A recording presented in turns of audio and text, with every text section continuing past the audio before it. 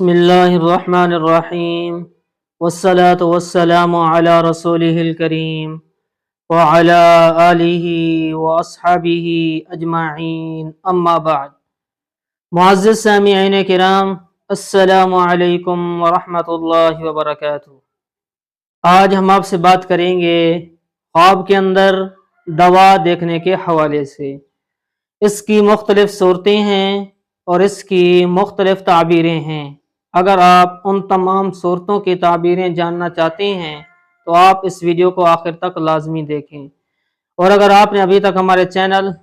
مولانا مجیب الرحمان official کو subscribe نہیں کیا تو اسے بھی سبسکرائب فرما لیں اور ساتھ لگے گھنٹی کے بٹن کو بھی کلک کر دیں تاکہ آپ تک ہماری نئی ویڈیو کی اپڈیٹ جو ہے وہ ٹائم ٹو ٹائم پہنچتی رہے۔ تو ناظرین، ہم چلتے ہیں آج کے موضوع یعنی خواب کے اندر دوا دیکھنے کے حوالے سے۔ حضرت علامہ ابن سیرین رحمۃ اللہ علیہ نے فرمایا ہے، اگر کوئی دیکھے خواب کے اندر کہ اس نے بیماری کے لیے دوا کھائی ہے اور اس کے موافق ہے تو دلیل ہے دین کی صلاح تلاش کرے گا، اور اگر دیکھے کہ دوائی کھائی ہے اور موافق نہیں ہے تو دلیل ہے دین کی صلاح اس سے زائل ہو جائے گی، اور اگر خواب کے اندر دیکھے کہ دوا تندرستی کے لیے کھائی ہے تو دلیل ہے کہ جس قدر موافق ہے دنیا کی صلاح طلب کرے گا، اور اگر خواب کے اندر دیکھے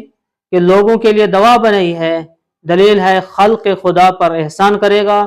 اور اگر خواب کے اندر دیکھے کہ دوا خشک ہو گئی ہے تو دلیل ہے غم اور مصیبت سے خلاصی پائے گا۔ حضرت ابراہیم کرمانی رحمۃ اللہ علیہ نے فرمایا ہے کہ اگر خواب کے اندر دیکھے کہ اس نے دوا کھائی ہے اور بہت دست آئے ہیں تو دلیل ہے اس کو ضرر پہنچے گا، اور اگر اس کے خلاف دیکھے تو منفعت ہے، اور اگر خواب کے اندر دیکھے کہ اس نے دوا کھائی ہے اور عقل اور ہوش جاتے رہے ہیں دلیل ہے غم اور مصیبت سے نجات پائے گا۔ حضرت جعفر صادق رحمۃ اللہ علیہ نے فرمایا ہے کہ جو دوا کے زرد ہے رنج اور بیماری ہے اور جس کے کھانے سے نفرت ہے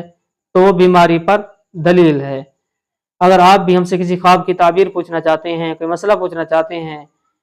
یا اپنے بچوں کو ہمارے پاس آن لائن قرآن کریم کی تعلیم دلوانا چاہتے ہیں ترجمے کے ساتھ، تفسیر کے ساتھ، قرأت کے ساتھ، تجوید کے ساتھ،